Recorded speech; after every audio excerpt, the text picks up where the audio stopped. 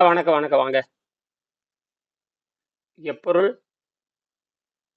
யார் யாரை கேட்பினும் அப்பொருள் மெய்ப்பொருள் காண்பது அறிவு. எப்பொருள் எத்தன்மையாயினும் அப்பொருள் மெய்ப்பொருள் காண்பது அறிவு. என்ன சங்க ஐயா வணக்கம்.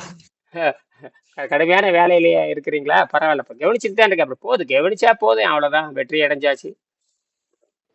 ஆமாங்க ஐயா, நீங்க இப்ப கூட ஆர்ஏக்கு ட்ரீட்மெண்ட் கொடுத்துட்டு இருக்கீங்கல்ல, நான் ரெகுலரா உங்க வீடியோ பாத்துருவேங்க ஐயா. பாருங்க, அவங்க வந்திருக்காங்க பாருங்க. இவங்க தான் வந்து ருமேட்டிக் ஆர்த், ரொம்ப கொடுமையான நோய் இவங்களுக்கு. கலை நிலா. கலைநில 13 ஆண்டுகளா படுத்த படுக்கையா இருந்து இப்பதான் எந்திரிச்சு உட்காந்துருக்காங்க. 10 நாள் எந்திரிச்சு உட்காந்துட்டாங்க.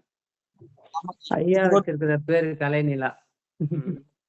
அது புனை பெயர், அப்படிதான் வைப்பேன். எல்லாத்துக்கும் புனை பெயர் வச்சிருவேன். புனை பெயர் வைக்கிறதுனால அது நம்ம நம்ம தத்துவம் பேசுறப்போ நம்ம புனை பெயர் வைக்கணும். அதான் அதை வச்சுதான் நல்லது. நமக்கு வந்து அறிவியல் உண்மை தெரிஞ்சு போச்சு, இது உலகத்துக்கு போய் சேரணும். அதனால புனை பெயர் தான் வைக்கணும். இவங்கள 12 ஆண்டு மருத்துவரா மாறுறாங்க. சங்கர் இவங்கள 12 ஆண்டு, அதாவது குறைஞ்சபட்சம் ஒரு ஆண்டு, அப்புறம் 12 ஆண்டு மாணவர் இவங்க எல்லாம். ஆமாங்க ஐயா, நீங்க சொல்லிருந்தீங்க. ஆமா ஆமாண்டா. அது வந்து நீ எல்லாரும் ஒரு 12 பேர் தான் நீ இறுதியா தேர்ந்தெடுக்க போறேன். ஒரு வருஷம் அவங்க உறுதியா நின்னாங்க. அப்புறம் 12 ஆண்டு விவாதம் தான். என்னன்னா தினம் தினம் பாரு, இவங்க வந்து பிறைநுதல், அவங்க வந்து அவங்க 12 ஆண்டு மாணவர் தான். அதனால இது நோய் நல்லாயிரும். நோயெல்லாம் ஒண்ணும் இல்லைங்க. தத்துவத்தை புரிஞ்சுட்டு இவங்கள 12 பேர் ஆசிரியரா வரணும். அதான் விஷயமே. கிட்டத்தட்ட 6-7 பேர் 7-8 பேர் பணம் கட்டிட்டாங்க. குறைஞ்சபட்சம் ஒரு 20 ரூபா கட்டிடுறாங்க. அப்புறம் மிச்சம் இருக்கிறத 80 ரூபா வந்து அவங்க ஒரு வருஷத்துல கட்டணும். சரிங்க ஐயா. நீங்களும் சேர்ந்துக்குங்க, நீங்களும் சேர்ந்துக்குங்க. பணம் கட்டணும் அவசியம் இல்லை, ஒரு ஆண்டுக்குள்ள கட்டணும். மாணவரா வரணும். நீங்களே எதிர்கால இந்த தொழிலை இப்ப பாருங்க, இப்ப நோபல் பிரைஸுக்கு அடுத்தது வந்து நோபல் பிரைஸுக்காக முயற்சி பண்றேன். சரி, ஆமாங்க ஐயா, பாத்து. ஆமா, அதெல்லாம் வெற்றி அடைஞ்சாச்சுங்க. அதை நான் தான் உங்களை செய்ய சொன்னேன். அதை நீங்க கூட 2 டீரோசெல் பேட்டர் வாங்கி செக் பண்ணி பாருங்க. போட்டு தண்ணியில போடுங்க, அப்படியே எரிஞ்சு தண்ணியில போட்டு எரிஞ்சுட்டே இருக்கும். தண்ணியில வந்து விளக்கறியறது கண்டுபிடிச்சாச்சு. தண்ணிக்குள்ள விளக்கறியணும். தண்ணிக்குள்ள எந்த ஷார்ட் சர்க்யூட் கூட வரக்கூடாது. இது எலக்ட்ரானே இதுல கிடையாது. There is no electron. Electron இல்லாத மின்சாரத்தை கண்டுபிடிச்சாச்சு. எலக்ட்ரான் இல்லாத மின்சாரத்தை கண்டுபிடிச்சாச்சு. அப்போ எலக்ட்ரானிக் இல்லாத மின்சாரத்தை கண்டுபிடிக்கணும்னா அப்ப அந்த விளக்கு உள்ள போட்டா அது சாகக்கூடாது. விளக்கு உள்ள போட்டா சாகக்கூடாதுங்க. அதான் போட்ட தண்ணிக்குள்ள போட்டு எரிஞ்சிட்டு இருக்குது பாருங்க. எல்லாம் எரிச்சு என்னோட மாணவர்கள் செஞ்சிருக்காங்க. கல்யாணம் செஞ்சாச்சு, பாண்டிச்சேரி அறவாடி செஞ்சு எல்லாரும் செஞ்சுட்டாங்க. எல்லாரும் விஞ்ஞானி ஆயிட்டாங்க. எல்லாரும் இப்போ நீங்க இன்ஜினியர், நீங்க கொண்டு வந்து, நீங்க எலக்ட்ரானிக் இன்ஜினியர், நீங்க கொண்டு தான் செய்யணும். இதை செஞ்சிருங்க. 2 டியூரசெல் பேட்டர் வாங்குங்க. கிராஃபைட் குச்சி வச்சு நீங்க எனக்கு போட்டோ எடுத்து அனுப்பிச்சிருங்க. முதல்ல நீங்க 2 டியூரசெல் பேட்டரி மட்டும் வாங்குங்க.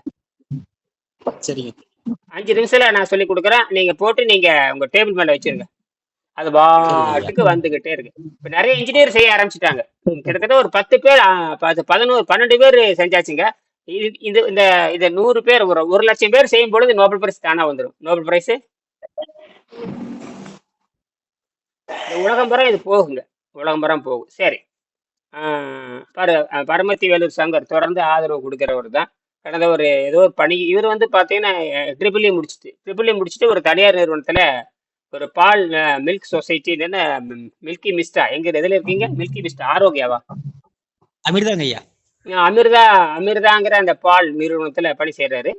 தொடர்ந்து 3 வருஷமா தொடர்புல இருக்காரு. சரி, இன்னைக்கு எதோ அதிசயமா இருக்கு வந்திருக்காரு. இன்னைக்கு எதோ விடுமுறையா தெரியுது, என்னன்னு தெரியல. விடுமுறை இன்னைக்கு போகலையா? சரி சரி, பரவாயில்ல. தோட்டம்லாம் எப்படி இருக்கு? தோட்டம் நல்லா போயிட்டு இருக்கா? அதெல்லாம் இது இல்லைங்க ஐயா, எந்த பிரச்சனையும் இல்லைங்க.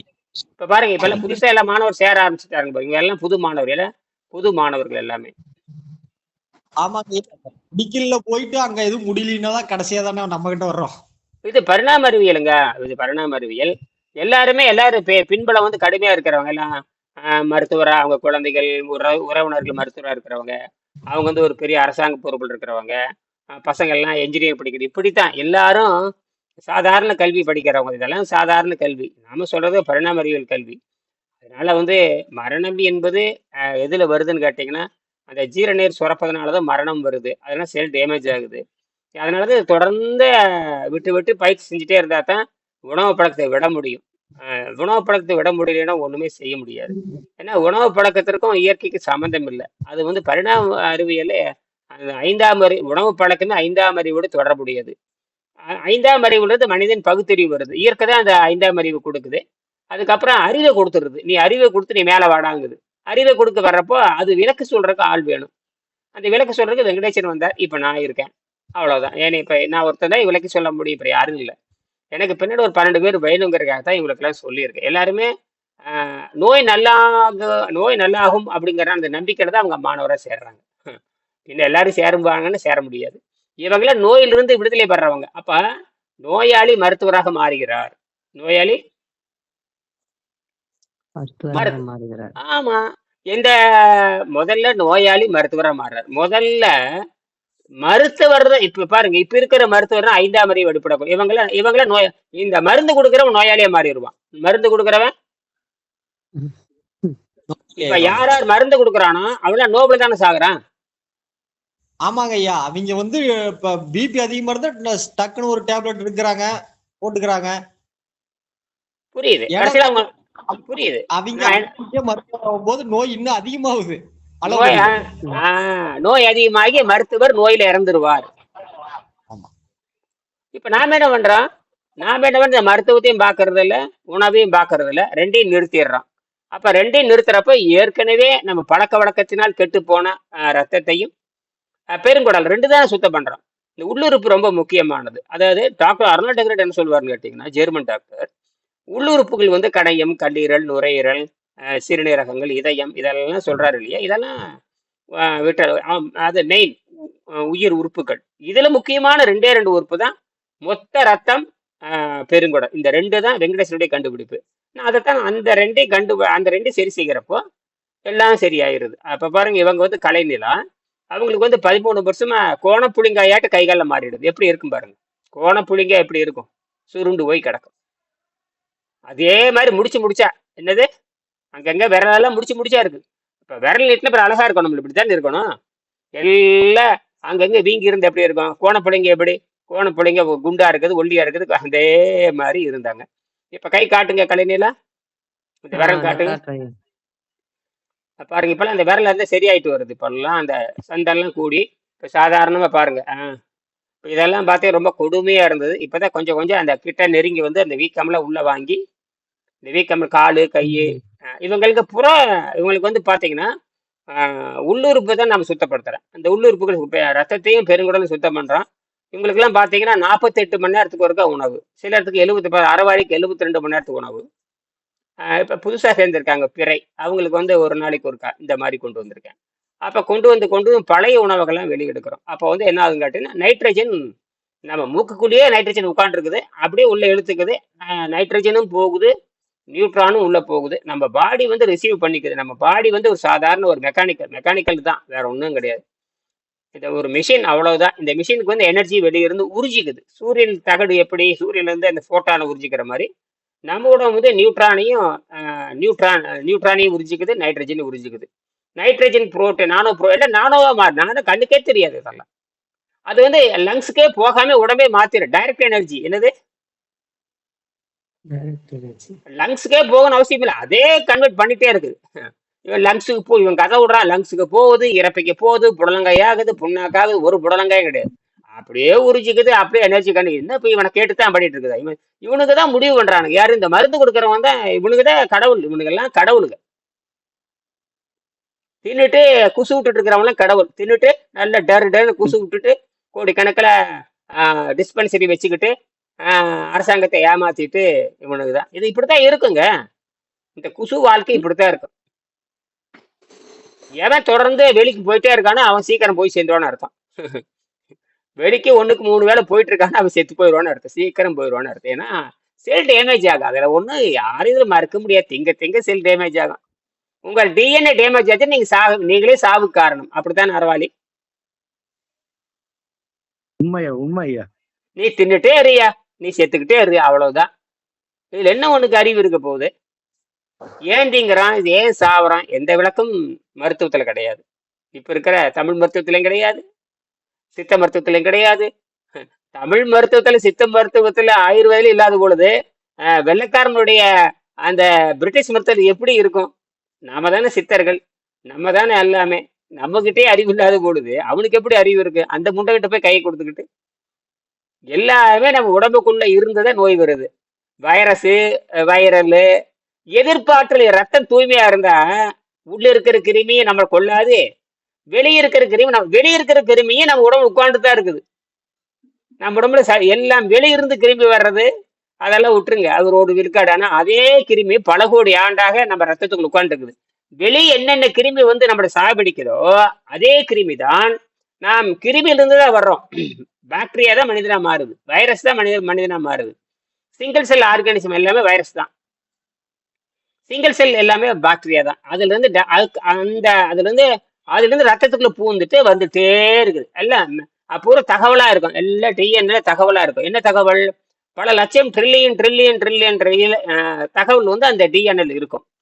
அது எப்ப ரத்தம் கெட்டு போகுதோ அப்ப அந்த கிருமி உண்டாகும். அந்த கிருமி அப்ப இருக்காது. எப்ப ரத்தம் கெட்டு போகுதோ, நீ பல கோடி ஆண்டா உள்ள பதிஞ்சிருக்குது பாருங்க ரெக்கார்டு, அதுல இருந்து அதை டிக் பண்ணி உனக்கு இந்த நோயை, அது வரைக்கும் பிளட்ல ஒண்ணு இருக்காது. அப்ப ரத்தம் கெட்டு போறப்ப உனக்கு எய்ட்ஸ் வரும்.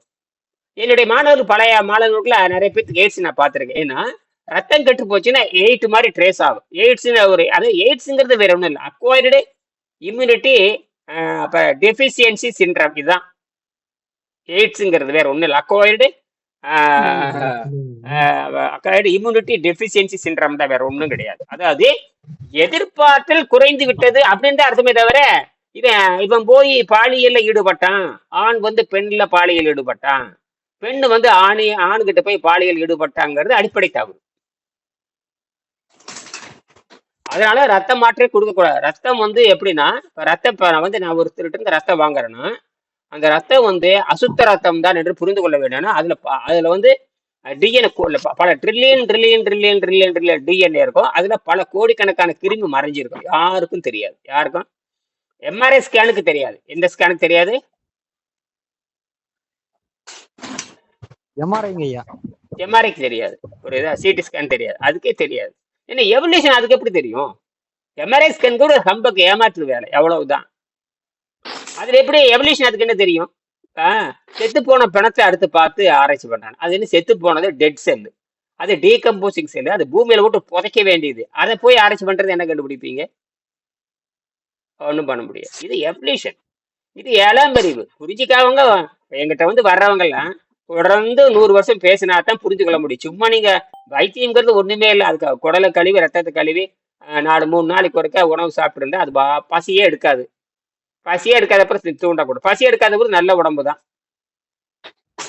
அப்ப வந்து உங்க நேரம் மிச்சமாகுது, நல்லா படிக்கலாம். புதுசா நான் கண்டுபிடிச்சிருக்கேன் பாருங்க, பானு நானும் பீட்டா செய்த கண்டுபிடிச்சிட்டேன். இதுதான் வரப்போகுது, இந்த 10 வருஷத்துல உலகம் வர வந்துடும். இதுதான் நம்ம கண்டுபிடிச்சு கொடுக்கும். இதை யார் கண்டுபிடிச்சாங்கன்னு கேட்டீங்கன்னா பேசிக்கே வெங்கடேசன் தான். அது வேற மாதிரி சொன்னாரு. நான் அதை அப்படியே தொடர்ந்து ஆராய்ச்சி பண்ணி கடைசியில இப்ப நான் என்னென்ன கண்டுபிடிச்சிருக்கணும், 79லயே ஒரு தியரியே சொல்லியிருக்கானுங்க. அதுதான் பெரிய ஆச்சரியம். நான் கண்டுபிடிச்ச பிராக்டிக்கலு ஒருத்தர் 50 வருஷத்துக்கு முன்னாடி தியரியே 3 பேர் சொல்லியிருக்கானுங்க. 70 அதுக்கு நோபல் பரிசே வாங்கி, தியரியே சொன்னவனுக்கு நோபல் பரிசு. நான் பிராக்டிகல் செஞ்சிருக்கேன், இதுக்கு நேரம் நோபல் பரிசு வரத்தான் போகுது. என்ன 10 வருஷம் ஆகும் உலகமெல்லாம் ஏத்துக்கிட்டு எல்லா விஞ்ஞானியும் 10 ரூபா செலவுல. அதுதான் 10 ரூபா செலவு பாருங்க. இங்க இருக்கிற அத்தனை பேர் செஞ்சு பார்த்துட்டாங்க. எனக்கு இவங்க சான்று. என் பொண்ணு இங்கிலாந்துல செஞ்சு பார்த்துட்டாங்க, கடையிலாம் செஞ்சாச்சு, பாண்டிச்சேரி செஞ்சாச்சு, பிறநூறு செஞ்சாச்சு, அப்புறம் பரமேஸ்வரி காணம 2-3 நாள் அவங்க செஞ்சாச்சு. எக்கச்சக்கமான ஒரு 10-15 பேர் செஞ்சுட்டாங்க. இதுதான் எல்லாரும் செய்யறது. இது எல்லாரும் வேற வழி இல்லாம தமிழர்களுக்கு ஒரு உயர்ந்த பறவை. அது ஒரு நோபல் பரிசுக்கு ஒரு புடலங்காயம் இல்லை. பிரச்சனைக்கு தீர்வு இது வரைக்கும் எந்த நோபல் பரிசு பெற்றவனும் பிரச்சனைக்கு தீர்வு சொல்லல. இப்ப நான் பிரச்சனைக்கு தீர்வு சொல்றேன். இதைதான் விண்வெளியில குடியேறுவதற்கான. விண்வெளியிலும் குடியேறலாம், மண்ணு பூமியிலும் பிரச்சனை தீரும், பனிமலையிலும் பிரச்சனை தீரும், அண்டார்டிகால பிரச்சனை தீரும், அப்புறம் என்ன பாலைவனத்துல பிரச்சனை தீரும். எல்லா இடத்துலயும் எனர்ஜி வந்துடும். எனர்ஜிங்கிறது வெளியிருந்து ஓப்பன் சர்க்கியூட். அதுதான் விஷயமே. சரி, இருக்கட்டும். இப்ப நம்ம ஏதோ ஒரு செய்தி பார்த்து நிறைவு செய்வோம். 2 டீரோ செல் வாங்கிருங்க. ஒரு 50 ரூபா செலவு பண்ணி பண்ணுங்க சங்கர். சரி, இப்ப விண்வெளியில் பாருங்க ஓப்பன் சர்க்கியூட். இப்பதான் நான் சொல்ற பாருங்க, ஓப்பன் சர்க்கியூட். இப்ப க்ளோஸ்டு சர்க்கியூட்ல இருந்து ஓப்பன் சர்க்கியூட்டுக்கு வரேன். இங்க பாருங்க, விண்வெளியில் இருந்து, எதிலிருந்து? விண்வெளியில் இருந்து நமக்கு ஆற்றல் வருகிறது. இது வரைக்கும் என்ன சொல்லிட்டு இருந்தாங்க? உணவோடு சேர்ந்து நாம் விஷத்தை சாப்பிடுகிறோம். 19வது பாடத்துல பாத்தீங்கன்னா உணவோடு சேர்ந்து நாம் விஷத்தையும் சாப்பிடுகிறோம். அந்த விஷம் உடல் உடனடியாக வெளியேற்றப்படாவிட்டால், அதாவது உடனடியாக வெளியேற்றம்னா திடீர்னு வாந்தி வரணும், திடீர்னு பேதி வரணும். எனக்கு அப்படித்தான் வந்துச்சு 20 வருஷம், ஒரு 15 வருஷத்துக்கு முன்னாடி எனக்கு அப்படிதான் வந்துச்சு. அப்படி வெளியேறணுக்கிட்ட நான் தப்பிச்சுட்டேன். அந்த விஷம் வெளியேற்றப்பட முடியலைன்னா அந்த விஷத்தை சமப்படுத்துவதற்காக பல கிருமிகள் புதுசா உற்பத்தி ஆகும். என்னது? புதுசா உற்பத்தி ஆகிறது. புதுசா உற்பத்தி ஆக உங்களுக்குன்னு ஒரு கிருமி உற்பத்தி ஆகி உனக்கு சாவடிக்கும். சரியா? அவன் என்ன பண்ணுவான்? எல்லா மருந்து கொடுத்து பார்ப்பான். ஏற்கனவே பழைய மருந்து எது ஆன்டிபாடி எல்லாம் கொடுத்து பார்ப்பான். எல்லாம் கொடுத்து வியாபாரம் நல்லா ஆயிட்டே இருக்கும். அப்புறம் கடைசியில அந்த அந்த மாத்திரை மருந்துக்கு எதிர்த்து நான் உயிரோடு இருக்கிறேன், நீ என்னை சாவடிக்கிறேன். ஏங்க எங்கேயாவது உயிர் சாகுமா? எந்த உயிரும் மருந்தால கொல்ல முடியாது. அதன் செயல்பாட்டை தடை செய்ய வைக்கலாம். அப்புறம் என்ன பண்ணும்னா அந்த கிருமி அந்த மருந்து எதிர்க்கிறதுக்கான புதிய வடிவம் எடுக்கும். என்னது? அந்த மருந்தை எதிர்ப்பதற்கான புதிய வடிவம் எடுக்கும். ஒரே மாதிரி தான் இருக்கும், ஆனா வீரியம் வேற மாதிரி இருக்கும். என்ன மாதிரி இருக்கும்? வீரியம் வேற மாதிரி இருக்கும். அப்ப என்ன நீ பாத்துக்கோ, உருவம் அப்படித்தான் இருக்குன்னு நினைச்சு மருந்து கொடுத்தா அது வேறு வடிவம் அது மரபணுவை மாத்திட்டு அந்த எந்த மருந்து கொடுக்குற அது எதிர்க்க ஆரம்பிக்கும். அதுதான் அந்த காலத்துல பென்சிலின்னு சொன்னாங்க. பென்சிலின் பாத்தீங்கன்னா உடம்பு 90 பேர்த்துக்கு உடம்பு ஏத்துக்கும், 10 பேர் மட்டும் எதுக்கும். இன்னைக்கு என்ன தெரியுமா ஆச்சு? 99 பேர்த்துக்கு அது வேலை செய்யல அப்படின்ட்டு அதனால பென்சிலின் க்ளோஸ் பண்ணியாச்சு. பென்சிலின்ல அவ்வளவுதான் வேலை செய்யுது. இதுதான் சாதாரண பூச்சி மருந்து. அது சாதாரண நான் வேளாண்மையில பூச்சி மருந்து அடிப்பாங்க, அதில் பார்த்துருப்பீங்க. 95 விழுக்காடு பூச்சி செத்து போயிடும். 5 எவனாலும் கொல்ல முடியாது. அங்க மருந்து அடிக்கும் பொழுதே 95 செத்து போயிடும், அல்லது மருந்து அடிச்சது சாகும். மிச்சம் என்ன 5 என்ன பண்ணும்னா 5 6 விழுக்காடு என்ன பண்ணும்னா தன்னுடைய டிஎன்ஏ மாத்திட்டு போய் ஓடி ஒளிஞ்சிக்கும். அது என்ன பண்ணும்னா இந்த 95 பேர் செத்து போயிடுவாங்க. இவன் நினைச்சிட்டா சரி பூச்சி எல்லாம் கட்டுப்படுத்துச்சு, நீ அவ்வளவுதான், நீ இந்த மருந்து போட்டாச்சுன்னு நினைச்சிட்டு இருப்பான். அவருடைய 2 வருஷம் கழிச்சு அந்த 5 தப்பிச்சு போச்சு பாருங்க. அது என்ன தெரியுமா பண்ணு? மரபணுவை மாத்திட்டு, உருவம் அதுதான் இருக்கும், உள்ள மரபணுவை மாத்திட்டு அந்த எந்த மருந்தை அடிச்சானா அந்த மருந்துக்கு எதிராக எல்லா பூச்சி எல்லா பயிர்களையும் வேட்டையாடும். புரியுதா? இதுதான் விவசாயம் நடந்துட்டு. அப்ப ஒண்ணும் பரிணாமத்தை எவனாலும் ஒழிக்க முடியாது. பரிணாமத்தை முடிக்க முடியாது. அதனால ஏன்னா இது மனிதனுக்கு மட்டும் பொருந்தும். அதனாலதான் உங்களை உடம்பை சுத்தப்படுத்த சொல்றேன். நீங்க நினைச்சீங்கன்னா சைவ உணவு திணுக்கலாம், அசைவ உணவு திணுக்கலாம், அதெல்லாம் உங்க உணவு பழக்கம். திங்கிறது வேற, ஆரோக்கியம் வேற. திங்கிறது வேற. இப்ப நான் இறைச்சி திங்கிறேன்னா அது என்னுடைய பழக்கம். நான் இப்ப தோசை திங்கிறேன்னா இறைச்சிங்கிறது அசைவம்னு வச்சுக்கோங்க. தோசைங்கிறது நான் எங்க பாரம்பரியமே திங்கிறது. நான் திங்கிறேன், தோசை திங்கிறேன். தோசை தின்னா என்ன ஆகுது? நல்ல தோசையோட பொடி வச்சு திங்கிறேன், ஏதோ திங்கிறேன்னு வச்சுங்க. எனக்கு ஒரு வகையான ஒரு போதையும் ஒரு மயக்கமும் ஒரு போலியான மகிழ்ச்சியும் இன்னும் பெரிய உலகத்தையே நேசிக்கிற மாதிரி ஒரு ஒரு கேடுகட்ட அன்பும் நமக்கு வருது. அப்புறம் என்ன இருக்கா? அப்படி கடைசியில தின்னு போட்டு காலையில் வெளிக்கு டருன்னு போயிட்டு இருப்பேன். இது என்ன பெரிய என்னத்தை நான் கழிச்சிருக்கேன்? ஒரே அளவு தின்னு போட்டு பேண்டுட்டு இருக்கிறேன். அதைத்தான் போய் அன்பு ஆதரவுன்னு பேசிட்டு கேவலமா நடந்துட்டு இருக்கிறோம். கேவலமா இதெல்லாம் இன்னைக்கு இதுக்கு மேல நம்ம கேவலமா பேச முடியாது. நானே 25 வருஷம் உணவு கேவலமா தான் பேசிட்டு இருக்கிறேன். உணவு கேவலமா இருந்தங்காட்டு தானே ஆர்வம் கெடுது.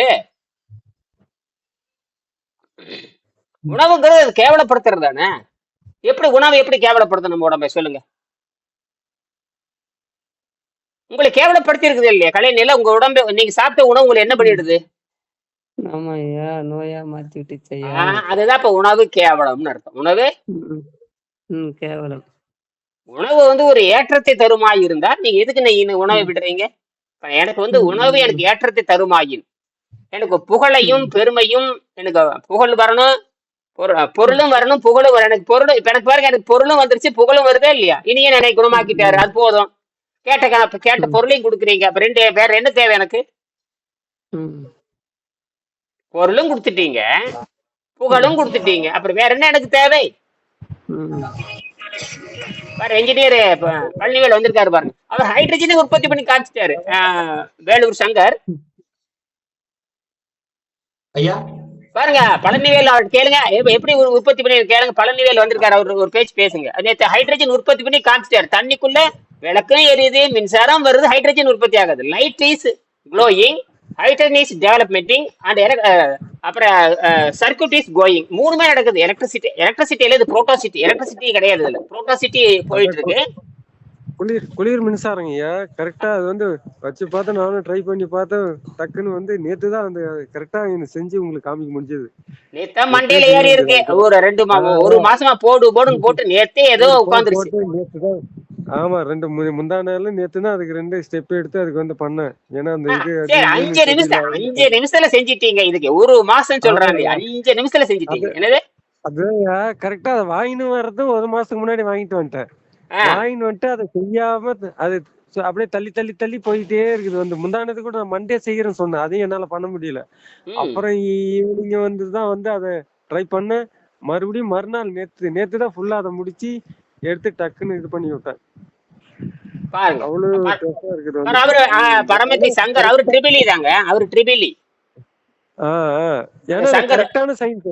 ஏன்னா அது ஒரு இப்ப அந்த அந்த மெசேஜ் பாத்தீங்கன்னா வெரி ஐக்கியூவான மெசேஜ். இப்ப உலகத்துல ஏதாவது ஐக்கியூன்னு கேட்டா இதான் ஐக்கியூ.